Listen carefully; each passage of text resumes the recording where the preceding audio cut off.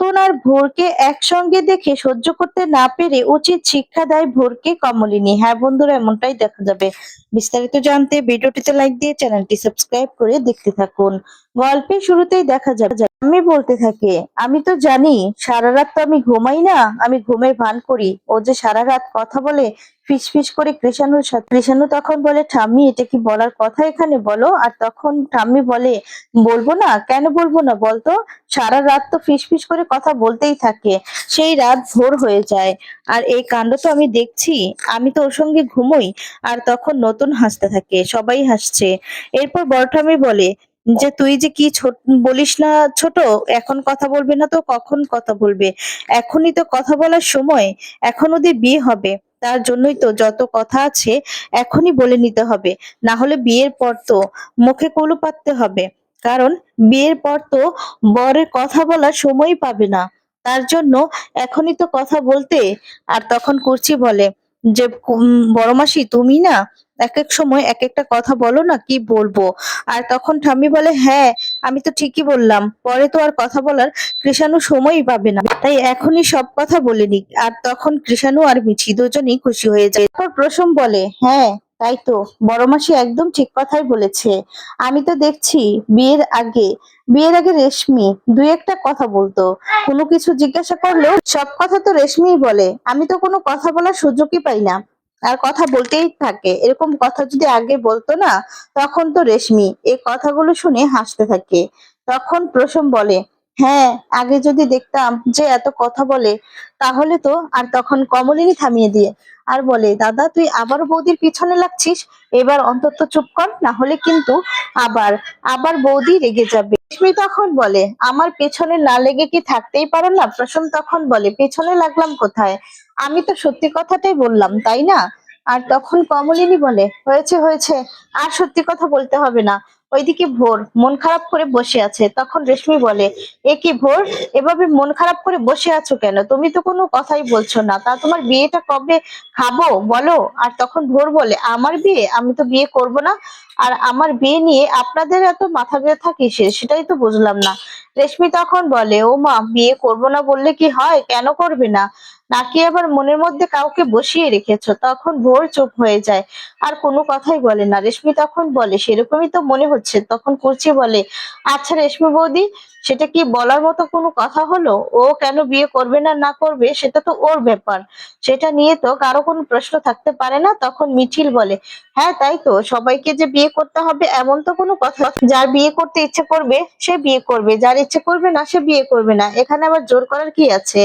তখনই বাবিল বলে, সে ঠিকই তো, কিন্তু তুই তো বিয়েটা করে নিলি তাই না? আর তখন এ কথা শুনে কমলিনী তাকিয়ে থাকে। এরপর বাবিল বলে, তোরও তো বিয়েটা করা উচিত ছিল না, তুই তো বিয়েটা করেই নিলি। আর তখন ঠাম্মি বলে, এই তুই এখনো মিছিলকে তুই বলবি? তোদের বিয়ে হয়ে গেল তারপরেও তুই বেলা ছাড়তে পারলি না তাই না? তখন বাবিল বলে, তুই বলবো না তো কি বলবো, এখন বিয়ে হয়েছে বলে কি ওকে আপনি আগে বলবো? আর তখন মিছিল বলে, না গো, আমাকে আপনি করে বলতে হবে না, ও না এরকমই ঠাম্মি, ও একটা বেদব, তার জন্যই তো এখনো আমাকে তুই করে বলে। আমি তো ইচ্ছে করলেই তুই করে বলতে পারি তাই না? তখন বড় ঠাম্মি বলে, কিরে তুই আর মাঝখানে কি আর কোনো কথা নেই? মিছিল তখন বলে, আর বলো না ঠাম্মি, ও তো এরকমই, ও না একদম বাজে। আর তখন বলে, ও তুই ছাড়া আমাকে কোনো কথাই বলতে পারে না। বাবিন তখন বলে, তুই আমাকে তুই বলবি? তুই আমাকে কি করে বলবি, আমি তো তোর স্বামী, তুই আমাকে পা ধরে ক্ষমা চাইবি, প্রণাম করবি, বুঝতে পেরেছিস? তখন তো ওদের কথা শুনে সবাই হাসতে থাকে। তারপর বুবলাই বলছে, হয়েছে হয়েছে, তোরা এবার চুপ কর না, তোদের ঝগড়া ঝগড়া আর ভালো লাগে না। আর বলে যে, আচ্ছা মা, এবার অন্তত অনুষ্ঠানটা শুরু করো। নতুন তখন বলে, হ্যাঁ কমলিনী, এবার তো অনুষ্ঠানটা শুরু করো, মেয়েগুলো আর কতক্ষণ ছেলে মেয়েগুলো বসে থাকবে বলো তো? আর এদিকে সবার তো ক্ষুধা পেয়েছে। তখন নতুনের কলিগ বলে, হ্যাঁ তাই তো, আমরাও তো খাবো, এত খাবার দাবার সামনে আছে বৌদি, আমাদেরও কিন্তু খেয়ে বের হতে হবে। তখন কমলিনী বলে, ঠিক আছে ঠিক আছে, আমি এখনই প্রদীপটা জ্বালিয়ে দিচ্ছি। এই বলে কমলিনী তখন মিঠির সামনে গিয়ে প্রদীপটা জ্বালিয়ে দেয়। তারপর কমলিনী বলে, নিন, এবার বড় মাসি আপনি শুরু করুন, আপনি বরঞ্চ আশীর্বাদটা আগে করুন। আর তখন বড় ঠাম্মিকে ছোট ঠাম্মি নিয়ে আসে। এরপর বড় ঠাম্মি মিঠিকে আশীর্বাদ করে, তারপর কৃষাণুকে আশীর্বাদ করে, আর একসঙ্গে দুজনকেই আশীর্বাদ করে। দুজনকেই টাকা দেয়। তখন মিঠির কাণ্ড দেখে চমকে যায়। তারপর দেখা যাবে বড় ঠাম্মি দুজনকে যখন একসঙ্গে আশীর্বাদ করলাম, তাই দুইজনকে একসঙ্গে টাকা দিলাম। আমি কিন্তু পক্ষপাতী করলাম না, ঠিক আছে? না হলে তো তুমি রাগ করবে যে নিজের নাতনিকে টাকা দিল, আমাকে দিল না। তাই দুজনকে সমান সমান ভাবেই আমি টাকাটা দিলাম। তখন তো এই কাণ্ড দেখে কৃষাণু হাসতে থাকে, খুশি হয়ে যায়। ঠাম্মি তখন বলে, নাও, এবার দুজন খুশি তো? তখন মিঠি বলে, আচ্ছা আইবুড়ো ভাত তো আমার বাড়িতে, এখন তুমি না আসলে টাকাটা, পুরো টাকাটা আমি পেতাম না? তোমার বাড়িতে যা পাবে তুমি তো একাই পাবে। কৃষাণু তখন বলে, এই যে বুকে দম লাগে, বুঝতে পেরেছো? এখানে আমি চলে এসেছি, তাই আমিও তোমার সঙ্গে সঙ্গে ভাগ পাচ্ছি।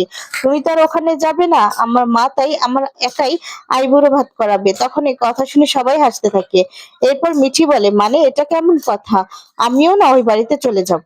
আর তখন তখন কুর্চি বলে, হ্যাঁ তাই তো। আর তারপর বর্ষা বলছে, দেখো, একদম এভাবে বিধিয়ে বিধিয়ে কথা বলবে না, তাহলে আমার ননদকে কিন্তু ওই বাড়িতে পাঠিয়ে দিব, বুঝতে পেরেছো? তাহলে আমার ননদও বাদ পাবে। তখন বলে, হ্যাঁ আমরা কিন্তু ওর মিটিকে নিয়ে ওই বাড়িতে চলে যাব। কৃষাণু বলে, যান না, সমস্যা কি? আমি এখান থেকে ভাগ নেব। তারপর কৃষাণু বলে, শোনো, বড় ঠাম্মির সাথে না আমার একটা ভাব আছে, সম্পর্ক আছে। তখন মিটি বলে, সম্পর্ক মানে? এরপর নতুন বলে, সম্পর্ক মানে বুঝতে পারছো না? বড় মাসি তোমার কি হয়? তখন তো বড় ঠাম্মি হাসতে থাকে। কৃষাণু তখন বলে, আমার বড় বউ। আর তারপর বড় ঠাম্মি বলে, হয়েছে হয়েছে, আর এসব কথা বলতে হবে না। তখন কৃষাণু বলে, হ্যাঁ, আমার তো একজন নয়, কতগুলো কতগুলো গিন্নি, তাই না? আর আমি তো আমার বড় ঠাম্মিকে ভালোবাসি, সেই জন্যই তো বড় ঠাম্মি আমাকেও আমাকেও ভালোবেসে এই উপহারটা দিয়েছে, বুঝতে পেরেছো? তারপর বড় ঠাম্মি লক্ষ্মীকে বলে, যা ছোট, তুই এবার আশীর্বাদটা সেরে নে। তখন লক্ষ্মী মিঠি আর কৃষাণুকে আশীর্বাদ করে আর বলে, আমি আর কি দেব, আমার কাছে তো টাকা টোকা নেই। তাই আমার বৌমা তোমাদের দুজনের জন্য দুটো ঘড়ি কিনে এনেছে, বুঝতে পেরেছো? আমার পক্ষ থেকে এটাই তোমাদের গিফট। আর একটা হচ্ছে মিঠির, একটা হচ্ছে কৃষাণুর, দেখো তো তোমাদের পছন্দ হয় কিনা। তখন কৃষাণু আর মিঠি বলে, হ্যাঁ হ্যাঁ, পছন্দ হবে। তারপর ঠাম্মি বলে, শোনো না জামাই, তুমি এত ঝড়-ঝাপটা পেরিয়ে যখন আমার নাতনির হাতটা ধরে রেখেছো, তাই আমার নাতনির হাতটা না ধরেই রেখো। কেউ যদি কখনো ওর নামে কোনো কিছু বলেও, অনেক ঝড় আসেও, তারপরেও কিন্তু হাতটা ছেড়ো না। তখন বড় ঠাম্মি বলে, হ্যাঁ, যত কষ্টই হোক না কেন, কারো কথায় কিন্তু ভুল বুঝো না তুমি। তখন কৃষাণু বলে, না না ঠাম্মি, কেন ভুল বুঝবো? তখন বড় ঠাম্মি বলে, অনেকেই তো আছে যে সম্পর্ক, মানে কারো সম্পর্ক দেখে সহ্য করতে পারে না, অনেক সময় অনেক ঝড়-ঝাপটা আসতে পারে। তার জন্যই তোমাদেরকে বলছি, তুমি কিন্তু আমার নাতনির হাতটা কখনো ছেড়ো না। তখন কৃষাণু বলে, আপনারা এই আমাকে চিনলেন, যাকে এত কষ্ট করে আমি পেয়েছি, যার হাতটা এত কষ্ট করে আমি ধরে রেখেছি, পেয়েছি, তাকে আমি কোনোদিনও ছাড়বো না। আর তখন ঠাম্মি বলে, ঠিক আছে ঠিক আছে, নাও বৌমা, এবার তুমি আশীর্বাদটা করে নাও। তখন কমলিনী বলে, না না মা, আগে আমার মা আশীর্বাদটা করে নিক, তারপর না হয় আমি আশীর্বাদ করব। তখন কমলিনীর মা বলে, আমার কথা কি আর ওনার মনে আছে নাকি? উনি তো আমাকে সহ্য করতেই পারেন না। তখন দেখা যাবে বলে, এই রে বৌদি, এসব শুরু করো না। আর আমাদেরকে তো তাড়াতাড়ি বাড়ি ফিরতে হবে, প্লিজ তোমরা এভাবে ঝগড়া করো না। কমলিনীর মা বলে, আমি কি ঝগড়া করেছি নাকি? উনি তো আমাকে চোখে দেখতে পাচ্ছেন না, না হলে ওনার আশীর্বাদের পরে আমার মেয়েকে কি করে বলে, আমাকে না বলে? তখন ঠাম্মি বলে, হ্যাঁ, আমি তো আপনাকে খেয়াল করিনি, সেটা কি আমার অন্যায় নাকি? তখন দেখা যায় প্রাঞ্জল বলে, আচ্ছা হয়েছে বিয়ান, এখন না আর ঝগড়া করবেন না। তারপর দেখা যায় লক্ষ্মীমণি বলে যে, হ্যাঁ আমি তো ঝগড়া করি, তাই না? আমি তো ঝগড়েটে, আমি তো দেখতে পাচ্ছি যে কে ঝগড়া করছে আর কে ঝগড়া করছে না। আমি কি ওইরকম ভাবে বলেছি নাকি? আমি তো খেয়াল করিনি, সেই জন্যই বলে ফেলেছি। তখন কমলিনীর মা বলে, হ্যাঁ আপনি তো ইচ্ছে করে এগুলো বলে ফেললেন, দেখলাম তো, সবসময় আমার সঙ্গে ঝগড়া লেগে যান। তখনই এই কথাতে কৃষাণু তখন বলে, হ্যাঁ হ্যাঁ, একদম ঠিক কথা বলেছে। তখন ঠাম্মি বলে, না জামাই, তুমি এটা কি বললে? আমি কিন্তু বুঝতে পেরেছি। তখন কৃষাণু বলে, না, আমি তেমন কিছু বলিনি তো, আমি তেমন কিছুই বলিনি, আমি শুধু এমনিতেই বলেছি। হ্যাঁ, দুজনকে ঝগড়া না করলে কি হয়? দুজনকে তো ঝগড়া করতেই হবে। তখন ঠাম্মি বলে, আমি বুঝতে পারছি তো, আমার পেছনে সবাই ইচ্ছে করে লাগছে, ইচ্ছে করে লাগছে তো। আমি কি কোনো কিছু বলেছি নাকি? তখন কমলিনীর মা বলে, এমন একটা ভাব করছেন যেন আমি আপনার চোখের মণি। আর তখন প্রসূন বলে, আহ মা, এই শুভ অনুষ্ঠানেও তোমাদের ঝগড়া না করলে হচ্ছে না? লক্ষ্মীমণি বলে, না, আমার চোখের মণি হবেন কেন? যার চোখের মণি সে তো এখনো আসেনি তো, সেই জন্য এরকম করছেন। তখন বড় ঠাম্মি বলে, তোদের ঝগড়া দেখে না আমার ভীষণ হাসি পায়। তোরা এখনো বাচ্চাদের মতো দুজন লেগেই থাকিস, কেন যে এরকম করিস সেটাই বুঝতে পারি না। তখন ঠাম্মি বলে, হ্যাঁ দিদি, তুমি তো আমাকে এসব কথাগুলো বলবে তাই না? তুমি তো আমাকে সহ্য করতে পারো না, সেই জন্য অন্যের পক্ষ নিয়ে কথা বলো। তখন কমলিনীর মা বলে, না না, আপনাকে কেউ সহ্য করতে পারে না, আপনি খুব সবাইকে সহ্য করতে পারেন তাই তো? আর তখন মিচি আর কৃষাণু ওদের কাণ্ড দেখে হাসতে থাকে। তারপর প্রাঞ্জল বলতে থাকে যে, আচ্ছা আশীর্বাদটা করবে বৌদি, না হলে এসব কিন্তু আর ভালো লাগছে না। তোমরা সব জায়গায় শুভ অনুষ্ঠানে শুধু ঝগড়াই করতে থাকো। তখন কমলিনীর মা বলে, না, আমি আশীর্বাদ করছি। তখন কমলিনীর মা যায়, গিয়ে মিচি আর কৃষাণুকে আশীর্বাদ করে। আর তারপর দুজনকে সমানভাবে টাকা দেয়। তারপর দেখা যাবে উনি টাকা দিয়ে সে বসলেই লক্ষ্মীমণি দেবী বলে, মিঠি কত টাকা দিল রে, দেখতো।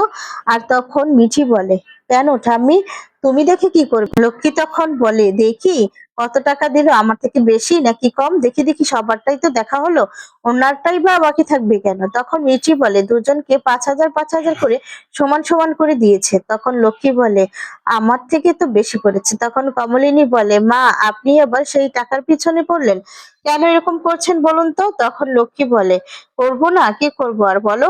আর তখন কুচি বলে যে, আহ মা, চুপ করবে তুমি? সব জায়গায় তোমরা দুজন এই যে লড়াই শুরু করে দাও, এসব কি ঠিক বলো তো?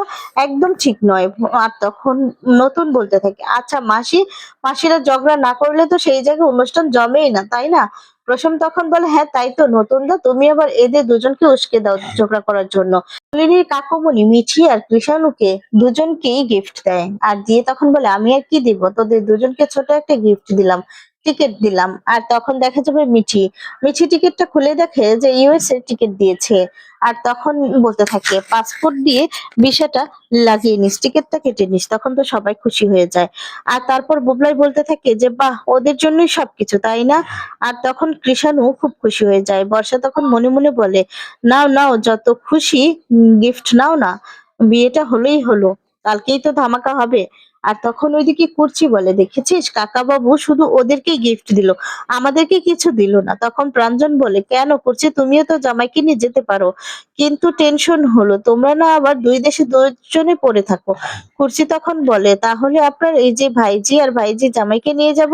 প্রাঞ্জল তখন বলে যে, না না, আমার ভাইজি আর কি, তার সময় আছে, ওর তো সংসার, সংসার ছেড়েও কোথায় যেতে পারে না। তখন কমলিনী বলে, এবার তো ঝাড়া হাত পা হয়ে গিয়েছে, এবার যাবো কাকা বাবু, এবার ঠিকই আমরা গিয়ে ঘুরে আসবো। আর তখন মিঠিল বলে, ঝাড়া হাত পা মানে, এত বড় সংসার রেখে তুমি কোথায় যাবে কাকিমা, তোমাকে আমরা কোথাও একা একা যেতে দেবো না। তখন বলে, তেমন হয় আমরা সবাই একসঙ্গে ঘুরতে যাবো, বুঝতে পেরেছো? এই যে দাদু, আমাদের সবাইকে একসঙ্গে নিতে হবে। আর তখন বাবিল বলে, তুই আবার ঘুরতে যাওয়ার কথা বলছিস? তখন মিঠিল বলে, হ্যাঁ, কিপটা কোথাকার, তুমি তো আবার 1 টাকাও বের করবে না, কোথাও ঘুরতে নিয়েও যাবে না তাই না? তা তো বুঝতেই পারছি। বুবলাই তখন বলে, এই যে সবাই সবার কথা বলছে, আমার কথা কিন্তু কেউ বলছে না। মিঠিল তখন বলে, না, আমরা সবাই যাব, ঠিক আছে ছোট দাদু, আমাদের সবাইকে নিয়ে যেতে হবে। তখন বুবলাই বলে, হ্যাঁ, আমরা সবাই একসঙ্গে যাব। তখন দেখা যাবে প্রাঞ্জল বলে, ঠিক আছে, তোদেরকে না হয় বকখালি থেকে ঘুরতে নিয়ে যাব। আর তখন সবাই সে কথা শুনে নাক চিপাতে থাকে। এরপর বলে, বকখালি, না না, সেখানে আমরা মোটেও যাব না। তারপর বর্ষা বলে ওঠে, হ্যাঁ তাই তো, বকখালি আমরা যাব না। ওইদিকে বড় ঠাম্মি হাসি আর থামাতে পারছে না, হাসতে থাকে আর বলছে, ওদের কথা শুনে না সত্যি খুব হাসি পায়। আর তখন ছোট ঠাম্মি বলে, হ্যাঁ, আরেকজন তো আবার আমি যে গেলে যাবেই না, বলবে আমি নাকি ওনাকে চোখেই দেখছি না। আর তখন প্রাঞ্জল বলে, না না, সবাইকে নিয়েই যাব, সবাইকে নিয়ে আমরা ঘুরে আনবো, বুঝতে পেরেছো? তখন বর্ষা বলে, না না, ওই বকখালিতে আমরা যাব না। এরপর মিঠিলও বলে, হ্যাঁ, আমরা বকখালিতে যাব না, আমরা অন্য কোথাও যাব, অন্য কোথাও ঘুরতে যাব, যেখানে গেলে আমরা আনন্দ পাবো, বুঝতে পেরেছো? তখন কমলিনী বলে, আচ্ছা ঠিক আছে ঠিক আছে, আগের মিঠির বিয়েটা হয়ে যাক, তারপর না হয়। দাদা, তুই আশীর্বাদ করবি তো? আর তখন প্রসম আর রেশমি মিলে দুজনে মিলে একসঙ্গে মিঠি আর কৃষাণুকে আশীর্বাদ করে। এরপর প্রসম আর রেশমি দুজনকেই গিফট দেয়। আর তখন বলতে থাকে মিঠির জন্য আছে বিয়ের বেনারসি আর কৃষাণুর জন্য আছে বিয়ের পোশাক, দেখো তো পছন্দ হলো কিনা। মিঠি তখন বলে মামা তোমরা দিয়েছো আর পছন্দ হবে না, ভীষণ পছন্দ হবে। ওইদিকে কুর্চিও আশীর্বাদ করে আর মিঠিকে একটা ডায়মন্ডের রিং দেয়, আর তখন কৃষাণুকে একটা আংটি দেয় আর বলে এগুলো কিন্তু শুধু আইবুড়ো ভাতে, চিন্তা করো না, আর বিয়ের জন্য আলাদা গিফট আছে, বুঝতে পেরেছো? এই দুজনকেই কিন্তু পড়তে হবে, পড়বে। আর তখনই দেখা যাবে মিঠি বলে হ্যাঁ হ্যাঁ পড়বো না। আর তখন কুর্চি বলে নাও বৌদি ভাই তুমি আশীর্বাদটা করে নাও। তখন কমলিনী বলে না তোমার নতুন দাকে করুক, যাও না মেয়েটাকে আশীর্বাদ করো। আর তারপর দেখা যাবে নতুন আর নতুন আর ভোর এক ঘরে কথা বল, আশীর্বাদ শেষ। তখন ভোর আর নতুন একসঙ্গে কথা বলছে, ঠিক তখনই কমলিনী চলে আসে। কমলিনী এসে দুজনকে একসঙ্গে কথা বলতে দেখে। নতুন কমলিনীর সামনেই ভোরের গায়ে হাত দেয়, দিয়ে বলে এই প্রথম মন খুলে কারোর সাথে কথা বলতে পারছি।